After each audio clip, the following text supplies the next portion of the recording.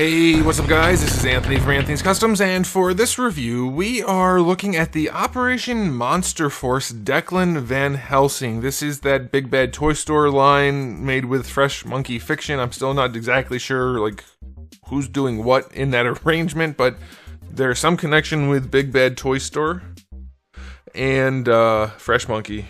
That's their logo down there. So, yeah, this is Operation Monster Force. They're kind of like vampires and other things like that, mixed with, I guess, kind of like G.I. Joe, made in sort of the style of Marvel Legends, but much higher end. That seems to be what they're aiming at.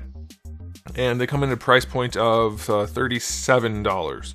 So, the last two I did the review on were pretty good. I think this one's better. I'm going to spoil it right now. I think it's a lot better, honestly. There's a lot going on here that's really good, and we're going to talk about all of it. So let's go ahead and get them off the stand and take a closer look. Alright, before we get into the figure, I do want to show you my package. It's a nice standard packaging, not the most interesting thing in the world. Character name right here, the story synopsis right there, all the different characters in the line. I like to see that. There's this guy, his name again, there he is again, and then you get the flap that shows you the figure front and center, very nice, and then each one has its own little comic on the inside cover. So pretty good packaging, I like that a lot. Similar to NECA, I would say, which is not a bad thing. NECA has some excellent packaging. Alright, I'll mention these guys are available for pre-order. I'll put his link in the description below. Alright, he stands roughly 16.5 centimeters. That's going to make him just about 6.5 inches. If you want to pair him with your Marvel Legends or G.I. Joe Classified, I think you would be able to do that. I imagine it blends in with all of the 1/12 scale counterparts like Action Force or, I don't know, whoever else is making stuff at this scale. So yeah, pretty good sizing. I think that is fine. So let's do a quick question of the day. Are you guys into getting these for what they are? Are you getting interested in them for adding to an existing collection? Where are your heads at? I'm curious, because new IP is an interesting thing. It's always a gamble if people are going to buy into it for what it is, or are they buying into it for going with something else, you know, that whole thing. So I'm curious. Let me know. Okay, so let's do the aesthetic. Like I said, designed in the general style of Marvel Legends, I would say. Very similar engineering. We'll get to that in the articulation, but much higher level of finish, for sure. There's paint everywhere. These are basically, I would say, these feel like a cross between NECA and G.I. Joe Classified. I wouldn't say Marvel Legends, those are garbage. But yeah, G.I. Joe Classified and NECA had a baby, and it's this. So if you're into that, then I guess you win. There's paint everywhere. There's a wash going on for the pants. There's texture going on in there for the sculpt. The shoes are nicely detailed. Not a ton of paint going on there, but they look nice. The clothing, the shirt, lots of wrinkles. Maybe it could be less shiny. It's less shiny in real life. That's catching the light poorly, but there is a wash going on there. He does have tattoos on his arms. The arms are kind of shiny down there, but the paintwork is nice. It's pretty clean. Not perfect. You can see the tattoo kind of stops where the sleeve stops, so that's a little iffy, but still really nicely done. And if you're not doing a review on it, you're probably not going to notice those little details in terms of the problems. But yeah, decent look overall. Sort of cartoonish, definitely not hyper realistic, which I'm fine with. I'm not into the hyper realistic thing on these action figures personally, unless you're going all out, which is hard to do, though they did pretty good on the body. There's a lot of detail going on here. If you check his harness and stuff, very nicely detailed. Lots of paint going on, lots of sculpt.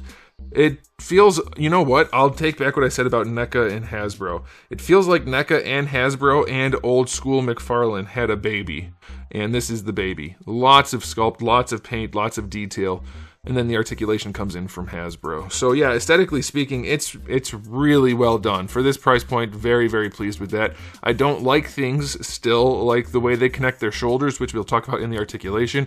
It makes the arms sit way too low. Even for a more normal looking realistic guy that's not a comic book character, he's got pretty low shoulders. So like, yeah, technically somebody can look like that, but this figure would look a lot better if his shoulders were up higher. You know, that kind of thing. But yeah, aesthetically, it's really good. For the price, 9 out of 10. It's awesome. Could it be better in different ways? Yeah, probably. But it's nothing that's dramatic. Even the camo on the main like plate carrier or whatever you want to call it. I don't think it's technically a plate carrier. I guess maybe. Anyway, the camo is pretty well done too. It's basic, but it looks nice. I like it. I think it looks really good. Okay, now for accessories. This is nuts. It's like that G.I. Joe guy that came with all the accessories times 10. There's a lot. So the things on his harness are interchangeable. You can pop off most of those things, and we have a bunch of different ones. I'm not going to describe every single one, but you get things like flashbangs and grenades and pouches and sheaths and holsters and radios, all kinds of different things, a thing of spikes for your crossbow, just all kinds of different options. There's tons of things there. You get alternate leg strap pouch thingies that you can add pouches to, or holsters, or whatever you want. You get a spare mag for your gun, or a radio that can fit in the one pouch. You get a knife that fits in the one sheath. You get a large pistol, looks like a 92 sort of, and then a smaller pistol. Those can, by the way, go in the holster that goes on his leg, or the one that's already built into his chest harness, so that's pretty cool. Just tons and tons of accessories for his body. And then you do get the crossbow, which is incredibly well detailed. For this scale and price point, that's a very nice accessory. So you get that.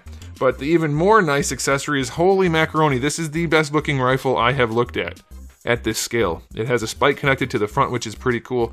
It has all this extra paintwork and sculpt work on there. It's got the ACOG sight on there. Very well done. The triggers are painted. Love that. Can't go wrong with a custom trigger. The mag is removable. It's a little weird that it's half curved and half straight, but you do get a removable mag. That's nice. It's a really, really well done rifle. I love that. And then you get a whole bunch of hands. You get one set of hands that are just the bare hands, and then you get one set of hands that have the like combat gloves on there. That's pretty darn cool. You get a pack of muzzle flashes and smoke effects for the gun, so that's cool. And then lastly, you get the display stand with the Monster Force logo and then the character's name. So yeah, for $37, you get more accessories than like 6 or 7 waves of Marvel Legends, or like, I don't know, any 5 or 6, maybe 10 classified series figures that aren't the special accessory pack type ones. It's a buttload of accessories. You're going to get to customize this guy to the way you like him, exactly the way you want. That is awesome. And of course, we can move on to say that also you can take this off. You can take his harness off completely, which I'm going to do for the articulation section, but that counts as an accessory as well. So accessory wise, 10 out of 10. That's a lot of accessories. So let's go ahead and pop this off. I'll tell you before I pop it off, for the articulation, the torso is basically worthless other than what's down here. So I'll show you that in a second. But with this on, there's too much going on. He can't move in the upper torso. Best way to get this off would be, I'm assuming, to do what I'm doing. Let's raise this up. It's a little bit stiffer because there's a lot going on here. Like, this whole front piece is one of the accessory pieces, so there's a lot going on, but it does come off. Okay, there we go. All right, so he's got some kind of logo on his chest. Didn't notice that before. That's pretty cool. All right, so that's what he looks like. This is a body they're going to be reusing a bunch. In my other review, we're going to review 2 guys that use this body also. It's a little slender, I would say, in order to accommodate for the plate carrier. But it's not terrible, and once you pose it, it probably won't be too noticeable. But it's definitely standing out as being pretty slender, especially in the chest. That's a standard thing for guys that have this. G.I. Joe does it. I'm pretty sure the Valaverse figures have that same situation where they're pretty skinny underneath when they have that vest. But let's go ahead and talk about the articulation. So, the head, it makes the head look big with that skinny torso, but anyway, the head is on your Marvel Legends type joint, which does drive me nuts. Luckily, they put a ball peg down here, just like Dracula and the Forgotten King guy, so the neck does move around, it does rotate and lean some. I still wish they didn't do this, but I know some people like that. And with the ball peg, it's not a huge deal. You can still get some decent posability out of it, so it'll do. It's not great, but for certain things it is. That's okay. Butterfly joint on this guy doesn't go back very far, and it's not super good looking. It gets weirdly gappy as soon as you bring them back, and that's as far back as they go. But going forward, gets decent range forward, and it's still not good looking. So it's not a very good butterfly joint. It is acceptable. It is there. I know a lot of people love them, but it doesn't look good. Now, you won't notice it as much with the harness on, but when he's like this, you will. So he does have some kind of pattern on the chest. I'm imagining that is intentional. So maybe that's a fictional thing that they will cover in their fiction at some point. The ball peg in the torso does lean back very far. Does get gappy if you go too far. I mean, that's how you have extra range in there. So if you don't go as far, he leans back that far. And then if you lean all the way forward, it's decent. It's not a huge range forward, and it is somewhat gappy still in there. This connection here is not the best. It's quite gappy. You get decent range in most directions though, so that's okay. You get your rotation, of course. But I think that could have been finessed a little bit more, but it wasn't. So keep the harness on and it won't matter, I guess. Down here, you get a ball peg, so you get rotation. But as soon as you lean, though, you're going to start to see gaps, because it is basically just flat. Can you see that in there? Oh, that comes off too, apparently. I'm guessing these guys are going to be fairly well interchangeable with other parts. But yeah, you don't get a whole lot out of that lower ball peg. So, there you go. Torso is functional, but not the best thing we've ever seen. Love the belt. It is fixed in place there. So now, just like the other guys we talked about, he does have the drop-down hips, which some people are okay with. I haven't heard too many people that like them. Most people don't. I'm one of those people, because you don't need them if you do it right. So he goes that high up without using the drop down. So he kicks almost to horizontal, just about. If you use the drop down, he kicks slightly higher, but you have to deal with the drop down for everything else. And I don't think that's a good enough trade-off. Like, yes, technically, if you have a drop down, you can get greater range without cutting away more material, sure. But it's not worth the nuisance if you ask me. The fact that the legs are always connected in some way is annoying. And the drop down doesn't afford that much if you do a good hip, which they did, by the way. These are solid hips. He can get his leg pretty high up without using the drop down. I mean, it might be moving just a tiny bit right now, but barely. And it's not ugly, it's not gappy, it's fine. So I don't like the drop downs. This isn't the worst case we've ever seen, but it's not great. The hips go out to the side just fine. That has nothing to do with the drop down. They don't really go back too far. Thigh swivel is fine. Double jointed knee. Ooh, that bottom joint was tight on the other ones too. Double jointed knee is fine. Pretty good range there. Proportioning is decent. And then for the ankle, I think it's a proper ball hinge, but the pants, even though they're somewhat flexible, they do get in the way. If you really force it in there, you can get a decent enough ankle rocker, but not a ton of range. And then going forward, it's pretty limited. Going back, it's pretty limited. It's not the best ankle situation we've seen. So it's not bad, but it's not the best. So, articulation on this guy. I think what I just said is not... It's not wrong for the whole figure. It's not bad at all. Some spots are good. There's a good assortment of articulation, but there's a lot of issues. The torso's weird. The neck shouldn't be the way it is if you ask me. The shoulders are still too low. The butterflies don't work that well. We have drop-down hips. Will it pose? Yes. Will you be able to hit most poses you want? Yes. Is it going to be the most finessed figure that you have in your collection?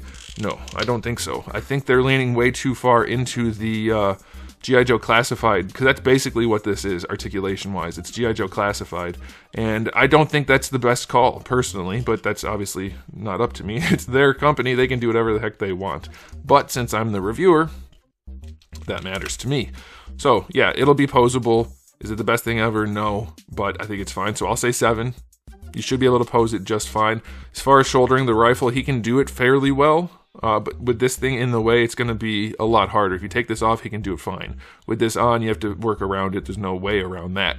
As far as reconnecting his harness, by the way, you can really force it in there like this, and it gets pretty close. I ended up just taking the boot knife and very carefully nudging the little tab. I'll show you. You can just nudge this little tab. Where'd the knife go? There.